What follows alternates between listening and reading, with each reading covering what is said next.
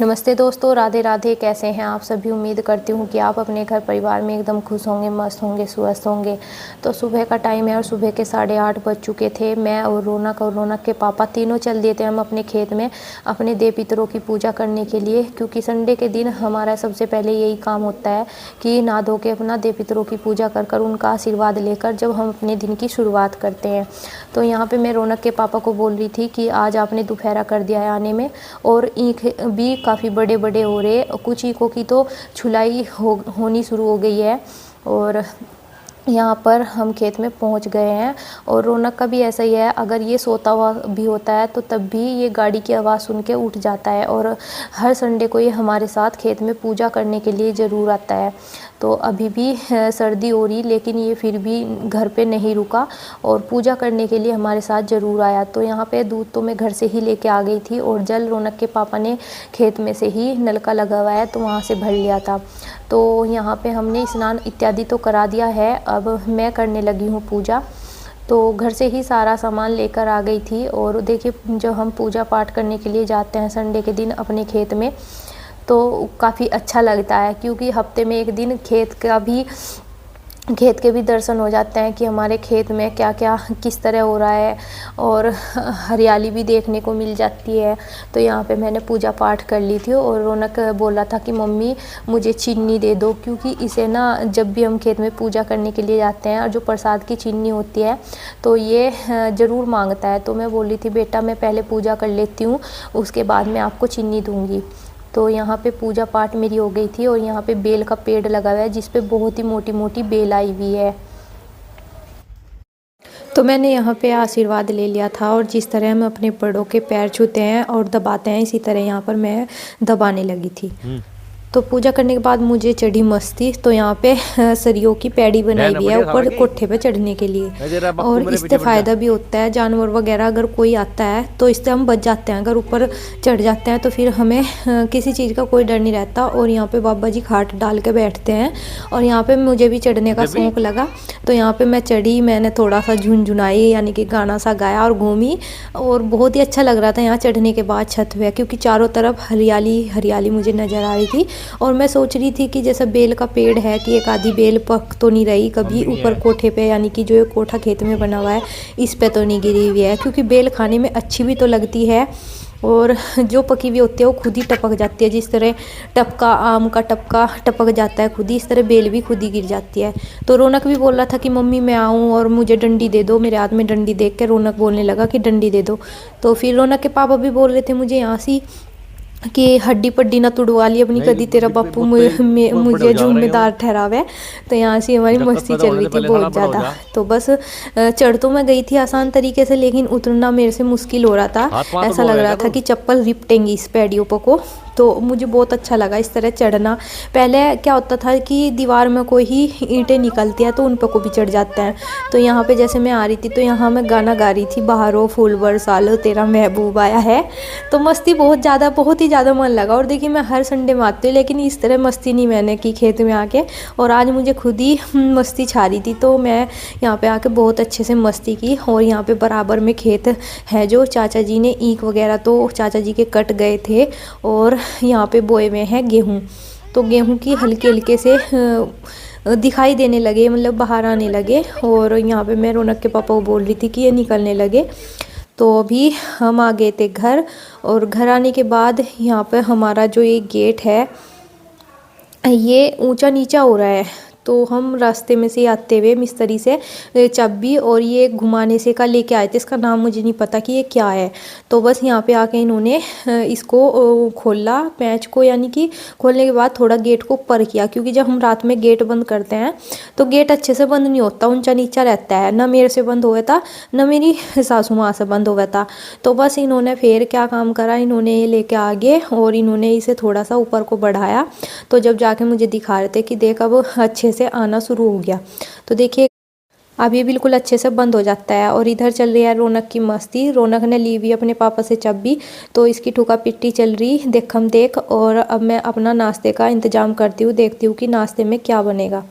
तो नाश्ते में मैंने बनाए हैं सिंपल पराठे। रौनक के पापा तो मुझे बोल रहे थे कि आलू के पराठे बना लिए, लेकिन इतना टाइम नहीं था कि मैं आलू के पराठे बना के तैयार करती, क्योंकि देखिए टाइम भी ज़्यादा हो गया था, 9:30 बज चुके थे और आलू उबालने में भी टाइम लगता है, फिर उनको छीलने में भी टाइम लगता है। तो यहाँ पे फिर मैंने हरी मिर्च और धनिया आटे में ही डाल लिया था। और रौनक के पापा तो बोल रहे थे कि मक्की का आटा हो तो मक्की का आटा गेहूं के आटे में मिला के बना लिए पराठे, लेकिन मक्की का आटा नहीं था। फिर मैंने यहाँ पे बेसन डाल के और जब आटे में ये तीनों चारों चीज़ गूँथ ली थी, आलू भी रखे हुए थे 2 उबले हुए, वो भी कस लिए थे, कद्दूकस कर लिए थे, हरी मिर्च और धनिया। तो इन चीज़ों के मैंने पराठे बना के तैयार कर दिए हैं और थाली में लगा दिया है। और बापू बैठे हुए सेक रहे धूप, तो बाहर ही लेकर चलती हूँ भी। और एक लोटे में चाय भर ली और ड्राई फ्रूट्स ले लिए जो वो खाली पेट सुबह को खाते हैं। तो अभी गर्मा गर्म पराठे दे के आती हूँ उनको। धूप सेक रहे क्या कह रहे थे आप? कौन करेगा पिट्टी? करेंगे डैडा पिट्टी।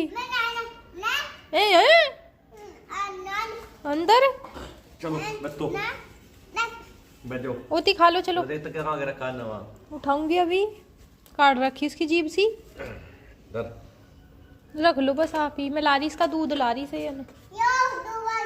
तो यहाँ बापू बैठ के करेंगे नाश्ता और धूप भी सेकेंगे। अब आज तो मैंने रौनक के पापा को नए नए तरीके के पराठे बनाकर खिला दिए हैं। ये देखिए मैंने पराठे का कैसा डिजाइन बनाया। तो रौनक के पापा ने भी नाश्ता कर लिया है और साथ में रौनक ने भी नाश्ता कर लिया है।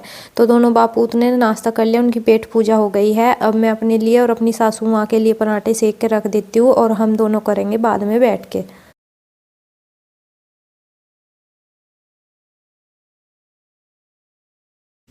तो सास बहू का भी नाश्ता हो गया है और मेरी सास ने नाश्ते के बर्तन तो साफ़ कर दिए थे। अब मैं करने लगी हूँ टैल को और सिंक को साफ़, क्योंकि छींटे रह जाते हैं जब बर्तन साफ़ होते हैं।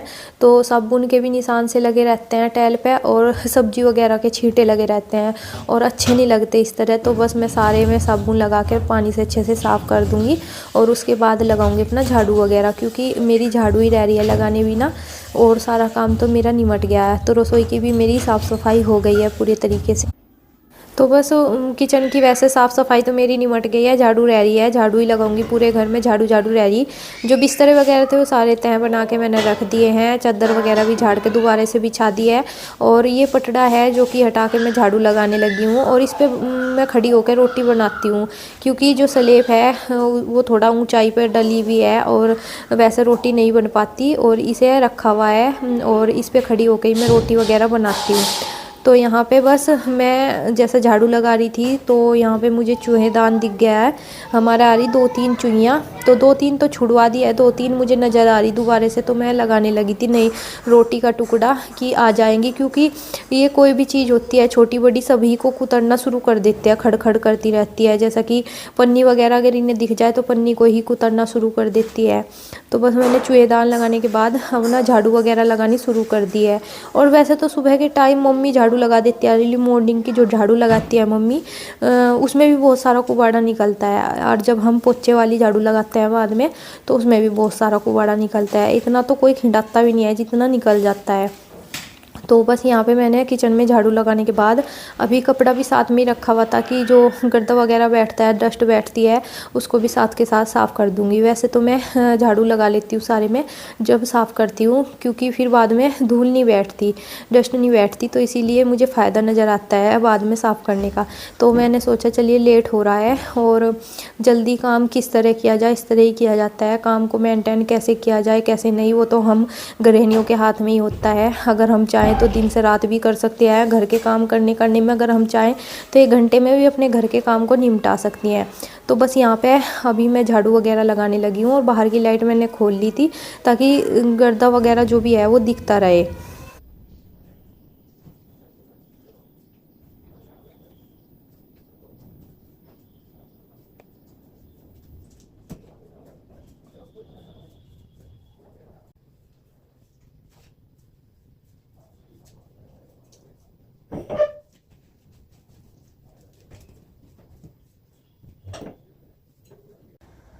तो मैंने सारे में झाड़ू पोछा लगा दिया है और अच्छे से डस्टिंग भी कर दी थी। और अब मैं गैलरी में लगाऊंगी पोछा। और यहाँ पे गैलरी में मैं सर्दियों के टाइम पे ज़्यादा धुलती नहीं हूँ, हफ्ते में एक आधी बार धुल देती हूँ, वैसे रोज़ नहीं धुलती हूँ। जिस तरह गर्मियों में धुलने के बाद जल्दी से सूख जाता है, इस तरह सर्दी में सूख नहीं पाता और सारे में गीला रहता है और सिलब भी रहती है अलग से। तो इस वजह से मैं यहाँ पे अच्छे से वाइपर से पोछा लगाने लगी हूँ। और सामने घर बनाने लग रहे हैं, जो मेरी दुरानी है वे घर बनाने लग रही है, वे अपना सामान भी ले जाने लग रही थी, तो मैं उनके साथ भी बातें कर रही थी। तो यहाँ पे बस मैंने बाहर की साइड में पोछा लगा के कर दिया है गेट बंद। और रौनक की माँ जी गई है रौनक को घुमाने के लिए। तो बस मेरा काम निमट गया है। वैसे 12 बज चुके हैं, जैसा मुझे लग रहा था कि आज लेट हो गया है और मेरा काम आज 1:30-2 बजे से पहले नहीं निमटेगा।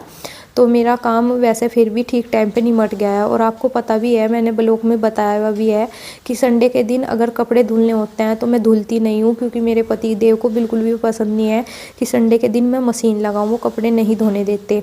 अगर कपड़े धुलती तो मुझे टाइम लग जाता बहुत ज़्यादा कपड़े धुलने में भी और झाड़ू पोछा करने में भी। तो इसीलिए आज मैंने कपड़े नहीं धुले और बस अपना झाड़ू पोछे का और नाश्ते का ही काम था। बर्तन वगैरह तो मेरी सास साफ करके चली गई थी और रौनक को लेके गई भी है, इसलिए मैंने अपना ये काम भी कर लिया है। तो अभी रौनक के पापा को बोल रही थी कि अपनी चारपाई वहाँ से हटा लो, वे धूप में लेटे हुए, और मैं पोछा लगाने लगी। हट जाओ, पोछा लगा लेने दो मुझे। बच्चे ना बना करो फालतू में आप।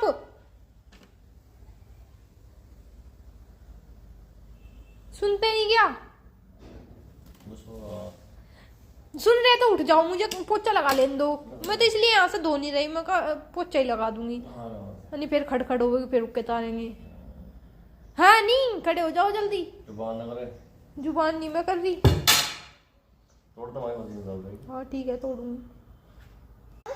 तो मेरा सारा काम निमट गया है और इधर रौनक के पापा सो रहे हैं और माँ जी भी आ गई थी रौनक की, इसको घुमा के लेके आई अभी। और 12 बज चुके हैं। आज का मैंने आप सभी के साथ संडे मॉर्निंग रूटीन शेयर किया है। अगर आपको पसंद आए तो प्लीज़ कमेंट में बताना ज़रूर।